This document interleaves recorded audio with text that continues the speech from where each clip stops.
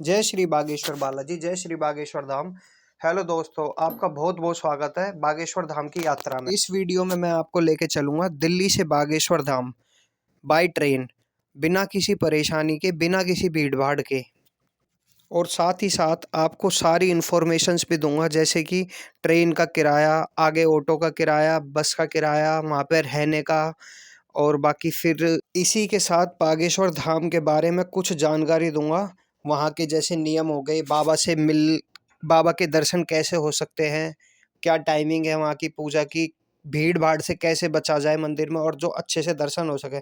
चलो आइए vlog start करते हैं, एंड तक बने रहना, बिल्कुल भी स्किप मत करना। तो गाइस सुबह के बज रहे हैं 4:30। हम अपना बैग वगैरह पैक करके रेडी हो जाते हैं फटाफट। अब मैं जा रहा हूँ नहाने। लो फ्रेंड्स, मैं नहा धो लिया। अब नहाने के बाद फटाफट कपड़े पहन के और इसके बाद निकलते हैं बागेश्वर धाम के लिए। रेडी होने के बाद ये है मेरा फाइनल लुक। मम्मी और मैं जा रहे हैं बागेश्वर धाम भाई। तो गाइस जैसा कि आपको पता है कि एमपी में एक ही ट्रेन जाती है दिल्ली से, खजुराहो एक्सप्रेस, गीता जयंती जिसका नाम है। हम उस ट्रेन से ना जाके हम जाएंगे ताज एक्सप्रेस से, जो निज़ामुद्दीन से झांसी तक के लिए चलती है। तो वीडियो में बने रहना, फिर आगे बताता हूं। हम पहुंच चुके हैं निज़ामुद्दीन रेलवे स्टेशन और ट्रेन है हमारी प्लेटफॉर्म नंबर 4 से। ये हम ट्रेन के पास आ चुके हैं। ठीक है, हमारी ट्रेन चलेगी यहाँ से 7:08 पे। और हाँ हाँ यही है हमारा कोच नंबर है D5। बाकी हमारी ट्रेन चल चुकी है। अब जैसे जैसे स्टेशन आएंगे बाकी सारी डिटेल्स मैं आपको बताता रहूँगा। नेक्स्ट स्टेशन है फरीदाबाद, फिर पलवल, मथुरा, आगरा, ग्वालियर होते हुए झांसी हमारा लास्ट स्टॉपेज होएगा। और अब हम पहुंच चुके हैं मथुरा। मेरा वीडियो लंबी करने का कोई वो नहीं है, इंटेंशन नहीं है। जितना शॉर्ट होगा उतनी शॉर्ट में मैं आपको ज़्यादा से ज़्यादा जानकारी देने की कोशिश करूँगा। बाकी वीडियो को लाइक करें और कमेंट में जय श्री बागेश्वर बालाजी का जयकारा लगाएं। इससे आपके ऊपर उनकी कृपा बनी रहेगी। और हो सकता है आपकी एक अर्जी कमेंट के द्वारा बालाजी महाराज तक पहुंच जाए। तो गाइज़ मैं आपको आगे ट्रेन के बारे में बताता हूं। यह है ताज एक्सप्रेस, इसका नंबर है 12280। ये निज़ामुद्दीन से झांसी तक 411 किलोमीटर का डिस्टेंस कवर करती है और 6 घंटे 52 मिनट का टाइम है इसका। ये ट्रेन का वॉशरूम है, काफ़ी ठीक ठाक है बाकी जनरल कोच के हिसाब से। बाकी ये जो गुटखा खाने वाले होते हैं यही सबसे ज़्यादा गंदगी मचा के रखते हैं। जो खजुराहो एक्सप्रेस है गीता जयंती, आप लोगों को तो बताइए, उस ट्रेन के अंदर बागेश्वर धाम के लिए 3-3 महीने की वेटिंग है। इसलिए मेरे को सबसे बेस्ट रूट ये लगा। निज़ामुद्दीन से झांसी, वीरांगना बाई झांसी रेलवे स्टेशन है, वहाँ पे ये हमें उतार देगी। बाकी इस वीडियो में मैं आपको सारी चीज़ें धीरे धीरे बताता रहूँगा। आगे हम मंदिर के बारे में बात कर लेते हैं। बागेश्वर धाम एमपी के अंदर छतरपुर ज़िले में घड़ा गांव में स्थित है, जहाँ पे बागेश्वर बालाजी महाराज हैं, सन्यासी बाबा, जहाँ पर धीरेन्द्र शास्त्री जी का घर है, जो बिना बताए सब कुछ पर्चे पर लिखकर बता देते हैं। अगर आपको अपना पर्चा बनवाना है तो महीने की 22 तारीख को जाकर एक पर्ची डाली जाती है पेटी में। जिसका भी नाम आता है उसे फ़ोन करके सूचित कर दिया जाता है कि आपका पर्चा बन चुका है। बाकी महाराज जी का कहना है, अगर मेरे से मिलना किसी का नहीं होता तो वो श्रद्धा के अनुसार बालाजी महाराज के दर्शन करें, उनकी मनोकामना पूर्ण होगी। तो गाइस ये है सिंधु रिवर। रास्ते में ट्रेन से आप जाएंगे तो यार बहुत ही प्यारे प्यारे व्यूज़ आपको देखने को मिलेंगे रास्ते में। बाकी अब हम ट्रेन के बारे में बात कर लेते हैं। ये देखो अंदर से ट्रेन है। एक कोच के अंदर 100 सीट्स है, तो आराम से सीट सारी कंफर्टेबल है, कोई प्रॉब्लम नहीं है, बिल्कुल भी भीड़ नहीं होती इसके अंदर। मोस्टली सीट खाली ही जाती हैं, आराम से आप बैठ के जा सकते हो। कोई सीट खाली हो तो लेट भी सकते हो। तो गाइज अब हम पहुंच चुके हैं वीरांगना लक्ष्मीबाई रेलवे स्टेशन। यहाँ से हमने ऑटो कर लिया है झांसी बस स्टैंड तक का। तो भैया ने हमें मंदिर के बारे में काफ़ी चीज़ें बताई है, शास्त्री जी के बारे में बताया है। बाकी इस ब्लॉग के माध्यम से हम आपको सारी चीज़ें आगे बताते रहेंगे। अब हम जा रहे हैं झांसी बस स्टैंड।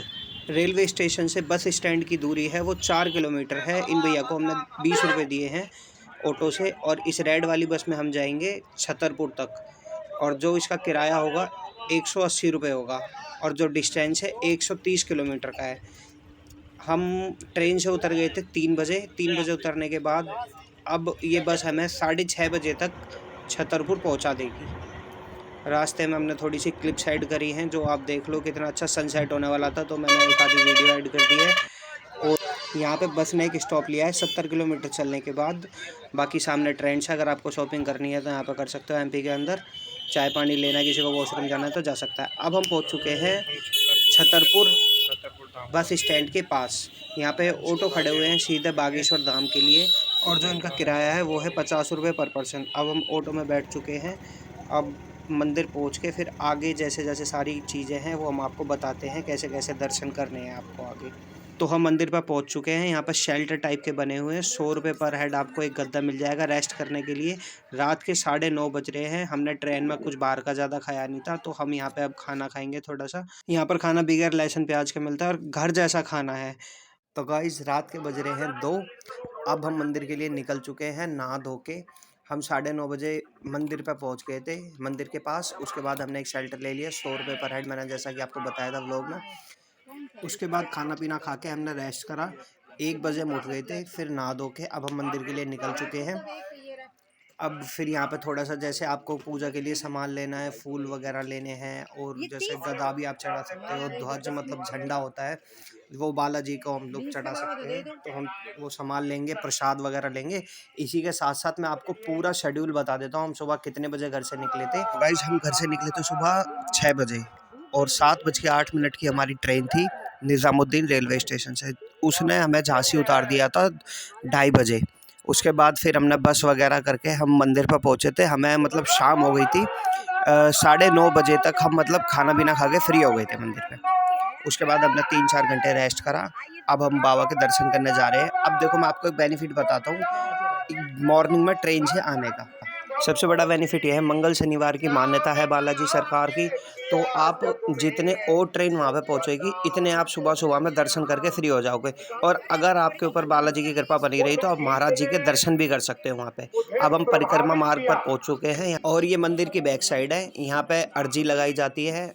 मैं आपको बता दूंगा अगली वीडियो में कि अर्जी कैसे लगाएं, कौन सा नारियल कौन सी अर्जी के लिए होता है। और अब यहाँ पे कुंभ का मेला चल रहा है, जैसा कि आप लोगों को पता है। 151 कन्याओं का विवाह है। ये जो बाइक है उन्हें विवाह में दी जाएंगी सारी कन्याओं को। और ये 8 तारीख का विवाह है, महाशिवरात्रि वाले दिन का। मंदिर को बहुत ही विशाल तरीके से सजाया गया है, आप लोग जैसा कि वीडियो में देख पा रहे हैं।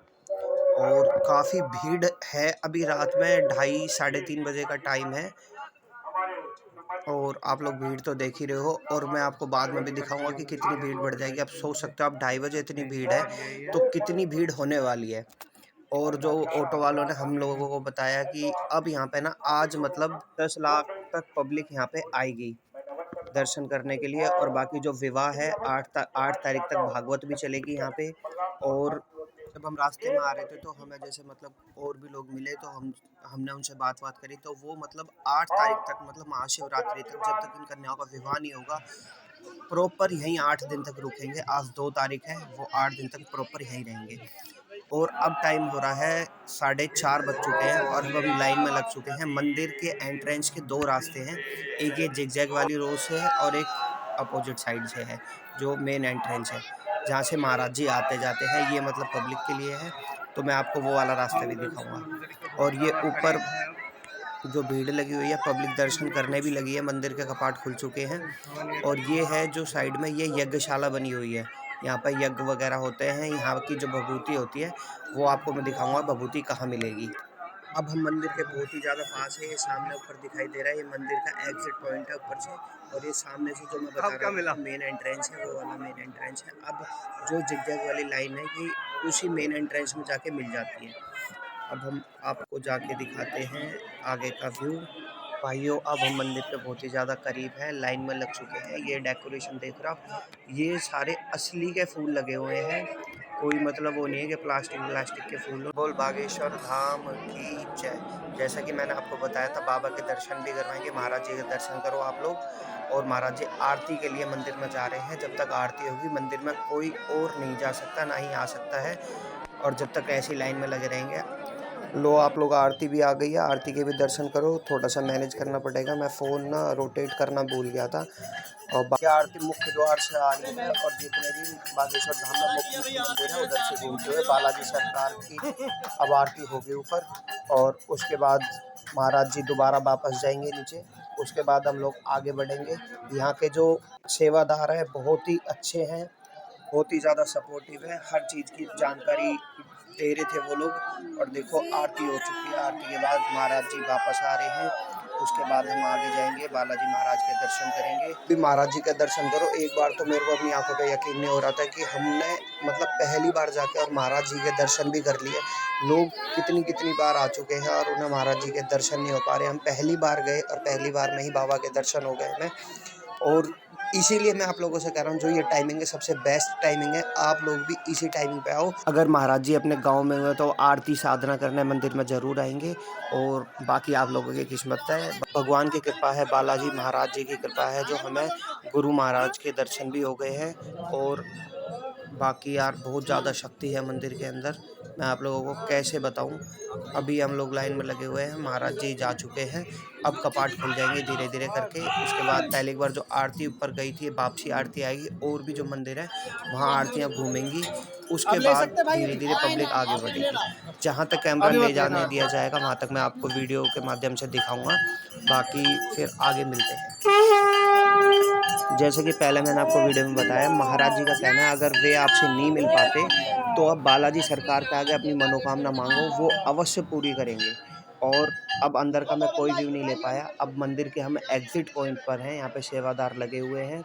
और एक बात और, आप अपनी अर्जी लेकर आएंगे ना, वो बालाजी महाराज के सामने अपने हाथों में नारियल लेके जो भी आपकी विषय मनोकामना है वो मांगो। उसके बाद आपको एग्जिट करने के बाद बाहर रेलिंग पर बांध सकते हो। सुबह के बज रहे हैं 5:30-6 बज रहे हैं। अब आप भीड़ देख सकते हो, इन्हीं जिगजैग लाइन में से होकर हम आए हैं। सुबह हमें देखो कितने आराम से दर्शन हो गए। अब हम फ्री हैं दर्शन करने के बाद। और अब जो पब्लिक लाइन में लगी हुई है इस टाइम, सोचो आप कितनी पब्लिक होगी इन जिगजैग लाइन में, आप अंदाज़ा लगा सकते हो। और बाकी जो परिक्रमा लगा रहे हैं वो अलग है। अब ये परिक्रमा मार्ग पर आ गए हम, दोबारा एग्जिट कर लिया है हमने मंदिर में से। अब आप भीड़ देखो, कितने लोग तो वहाँ लाइन में लगे हुए थे और कितने यहाँ पर है। अब हम थोड़ा कुछ खा पी लेते, हमने रात में कुछ नहीं खाया था। अब यहाँ पे समोसे मिल जाएंगे आपको, सुबह सुबह जलेबी है, पोहा मिल जाएगा और चाय है। हमने यहाँ पे रुक के थोड़े से चाय समोसे खाए। चाय समोसे खा के अब हम आगे चलेंगे अपने शेल्टर की तरफ, जहाँ पे हमारे बैग वगैरह रखे हुए हैं। भीड़ से अंदाज़ा लगा सकते हो आप लोग कितनी गंदी भीड़ हो रखी है। रास्ते में हमें रुद्राक्ष का पेड़ मिला। अब आप लोग बताओ ये असली है नकली है। इस मतलब जैसे एक पेड़ होता है, पेड़ को जैसे टहनी तोड़ लेते हैं, उस पर रुद्राक्ष लगे हुए थे, देख पा रहे होंगे आप लोग। और अब हम दोबारा अपने शेल्टर के पास आ गए हैं और इसी पहाड़ी के नीचे महाराज जी का घर है। और अब हम यहाँ से वापसी चलेंगे दोबारा से छतरपुर बस स्टैंड की तरफ। आपको मंदिर के पास ही ऑटो खड़े मिल जाते हैं। अब हम इस ब्लॉग को करते हैं ख़त्म। जय श्री बागेश्वर धाम, जय श्री बालाजी। और अगर आपको वीडियो अच्छी लगी हो तो लाइक कमेंट शेयर ज़रूर करना। ऐसे ही हम आपके लिए अच्छे अच्छे वीडियोज़ बनाते रहेंगे।